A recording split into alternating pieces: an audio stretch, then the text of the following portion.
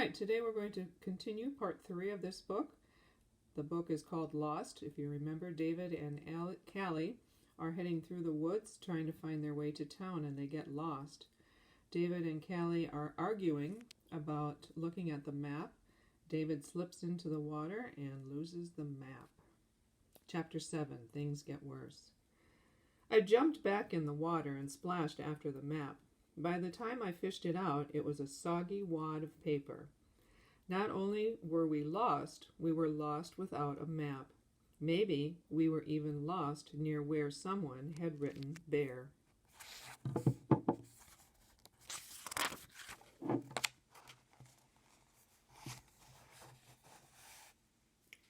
Callie took a deep breath. "Okay," she said, her voice a little shaky. "Don't panic." "Why not?" I asked. Callie ignored me. "We should stay in one place until we get found," she said. "That's what it says in books when someone gets lost." "Who will look for us?" I asked. "No one knows we're lost." "My mom and your dad will know," said Callie. "Yeah, when they stop fishing," I said. "Yesterday they didn't come back until sunset. That's hours away."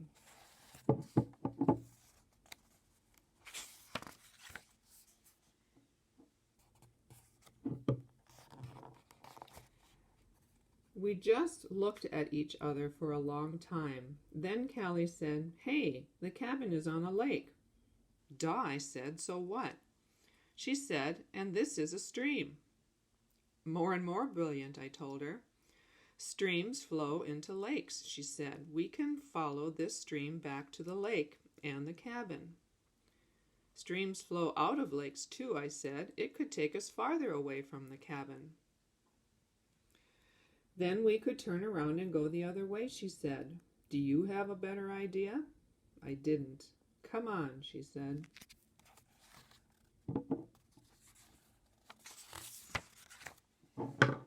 Chapter 8, Even Worse. The land at the edge of the stream tipped and tilted. It didn't take long for Callie to slip and sit down in the water. "Did you have a nice trip?" I asked. She didn't laugh. "At least you saved the backpack," I said. "It's got the food in it." That reminded us that we were hungry.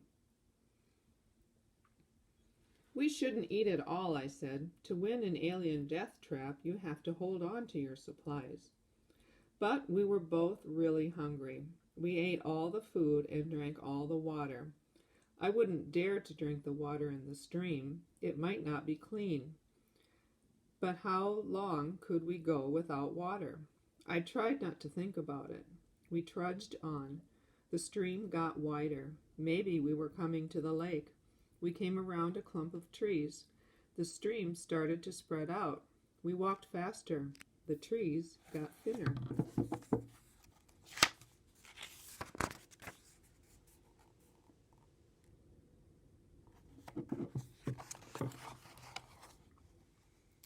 But the water didn't tumble into a lake. It spread out into a swamp. We stood there staring at it. "What now?" Callie asked. "Should we turn around?" I remembered there was a small bridge in town, so there was a stream or a river. "I bet the stream goes to town on this end," I said. "We must be close. We should just follow it. We're already wet." We splashed ahead, keeping to the edge.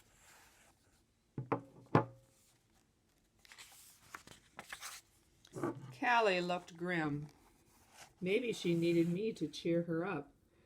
"I don't think about water." I'm sorry, I'll start again. Don't think about water snakes," I said, "or snapping turtles or leeches." She just kept going. "We need a truth ray," I said to her back. "I always carry one in my game. We could ask a fish which way to the lake." Callie stopped walking. "This isn't a game about stupid aliens," she yelled. "We're lost." She was almost wailing. "You can do what you want. I'm going back." She splashed back the way we had come.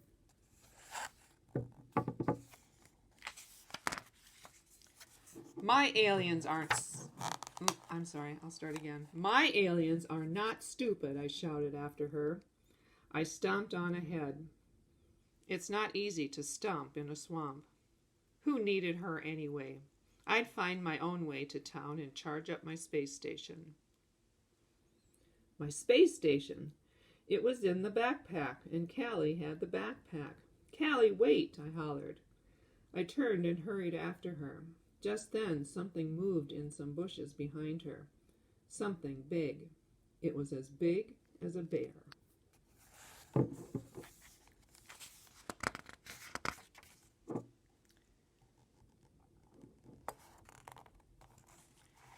It wasn't a bear. A moose came around the bushes. He was as big as a truck, an ugly truck.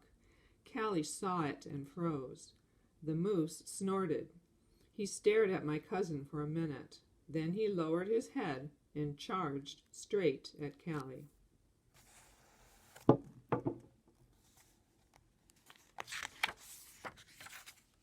Chapter 9. Moose Attack. I didn't even have time to think. Hey, moose, I hollered. I waved my arms. I jumped up and down.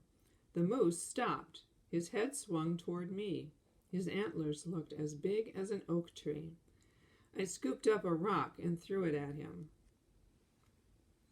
Then he charged right at me. Run, I hollered at Callie. Run, run, run! I didn't run. I fell down and played dead. Sometimes that works to fool the aliens in Alien Death Trap. Would it work on a moose?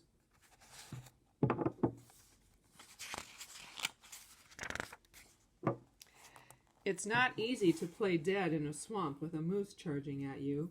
I could hear moose feet splashing closer. My heart slammed. I held my breath.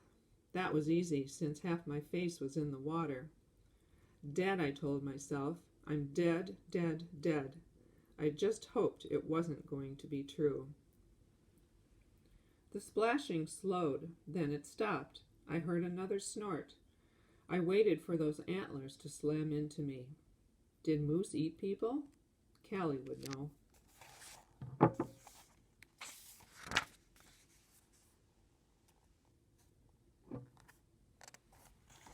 I didn't feel any hot moose breath on me. I turned my head just enough to breathe. After about 100 years, I opened one eye. I saw moose legs. They were wandering off into the trees. I guess chasing someone who's dead isn't much fun. I opened the other eye. Then I slowly turned my head.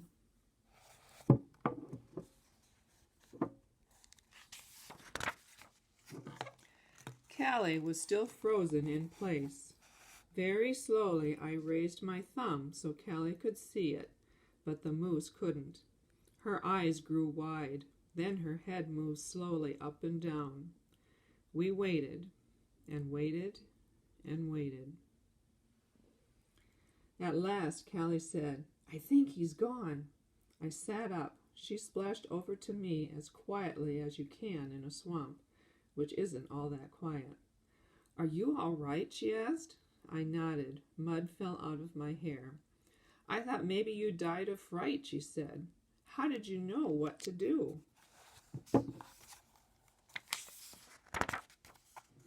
Alien Death Trap, I said. It's something you can do if an alien attacks.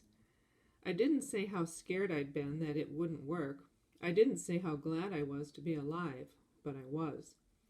Thanks, David, Callie said. You saved me. Something rustled in the trees. Was the moose coming back? We ran. We didn't think. We just ran. One of my shoes and a sock stayed behind in the mud. I didn't go back for it. We ran through the bushes. We ran past the trees. We ran around a pile of rocks and up a hill. We just kept running.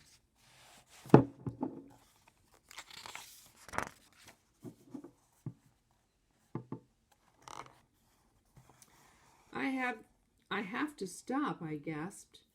We dropped to the ground on the top of a hill. I think we lost him, Callie panted. I looked around. The moose isn't the only thing we lost, I said. So, escaping from the moose, Callie and David now have run In what direction, they have no idea, so they are really, truly lost right now. Let's find out what happens next time.